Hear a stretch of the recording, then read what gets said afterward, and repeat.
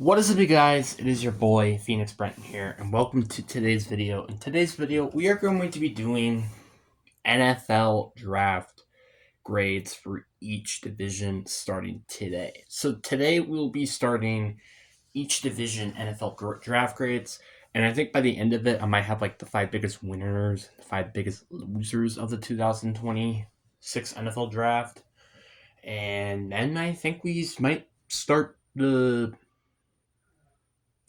team before series, and then I think we're starting my seasonal predictions, which is kind of nuts. But before we get into today's video, like and subscribe.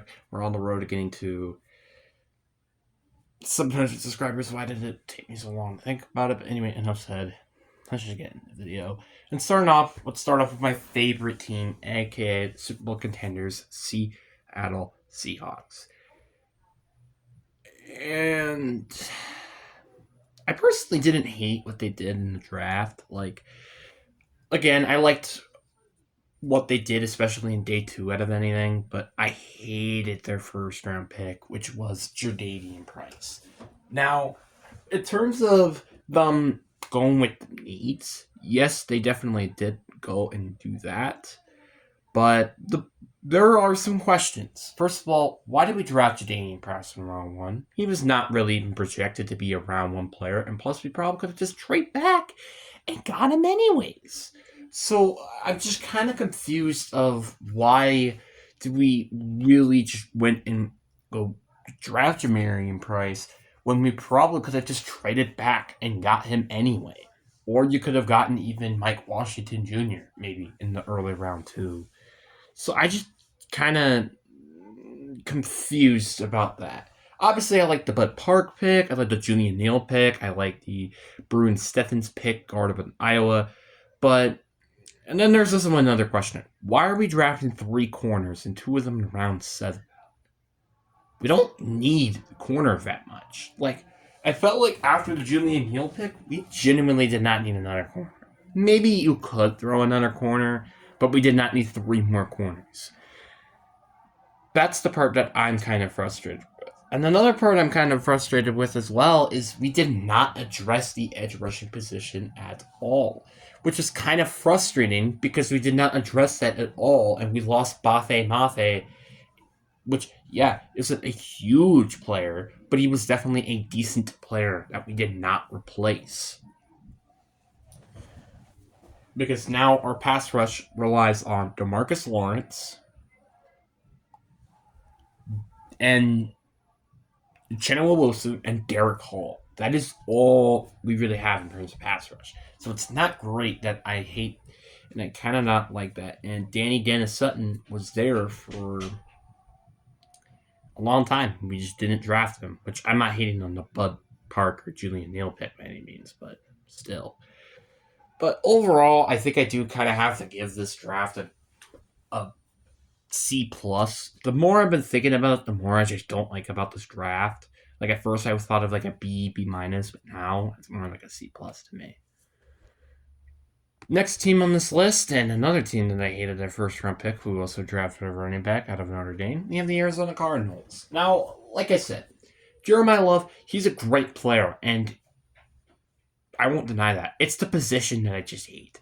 Running back to me was the second least position that they had to draft in this draft, and they went and drafted him. Because not only you have James Conner, by the way, on your team, but you also have Trey Benson. You also have Tyler Algier. I don't understand why do you draft a running back. It was not a need, and yet you still went and took one.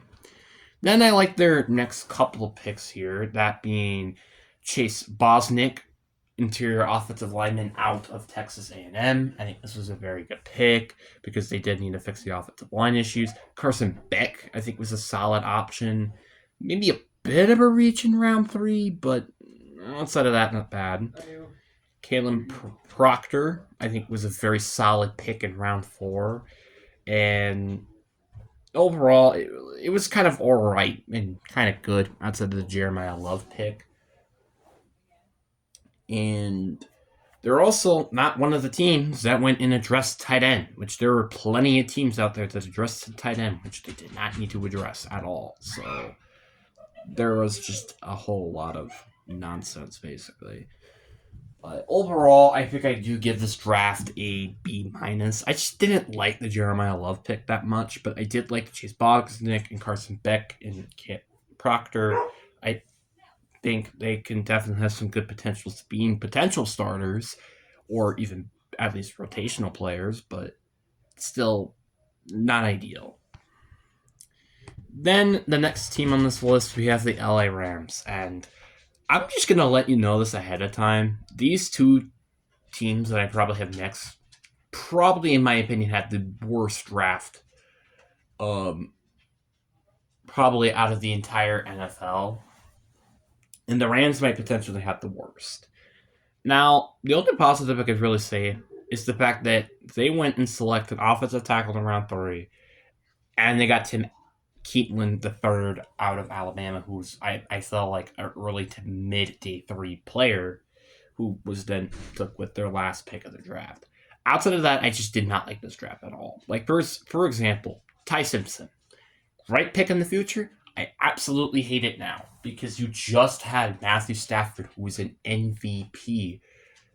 Like, it's literally like the Jordan Love situation, and obviously to be determined if this pick actually does pan out. But it's either works, it works out, and they go win a Super Bowl, or they don't win a Super Bowl, and this pick is just completely pointless.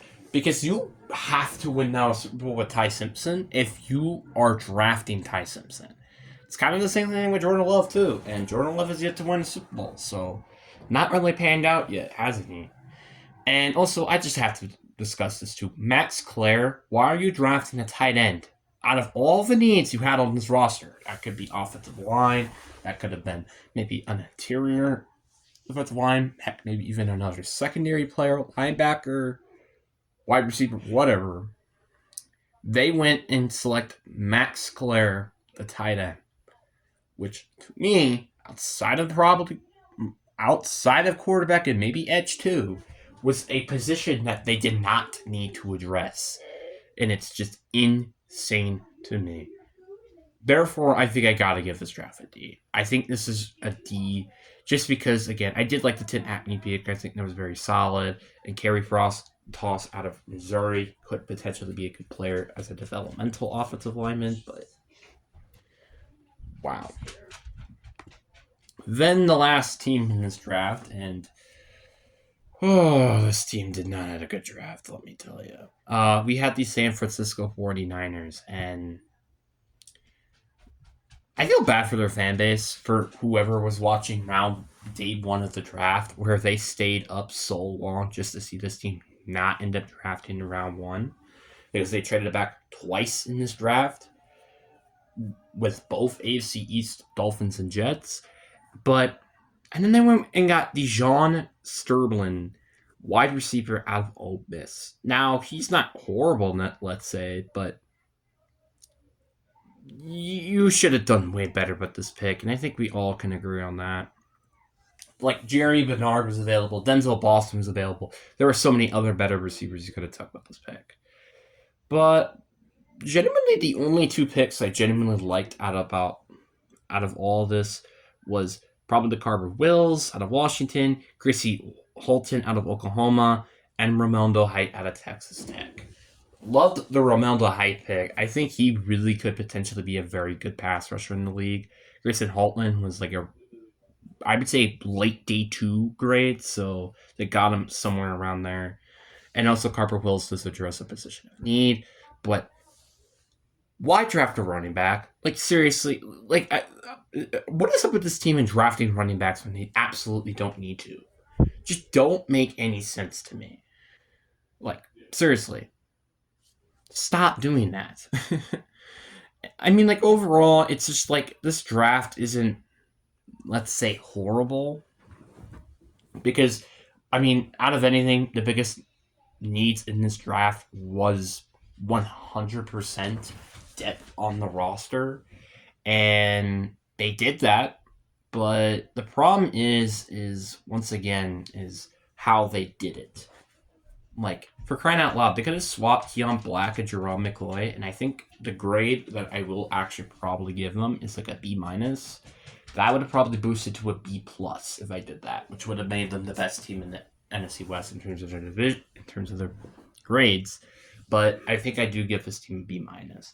I think it's close to a C plus. So I think the Cardinals did have a better draft than the Niners, but it's not by much. And the only reason why is because, again, I hate the Keon Black pick. I hate the John Struring pick. It's like the Struring pick, it does address a need, but it's not the right player.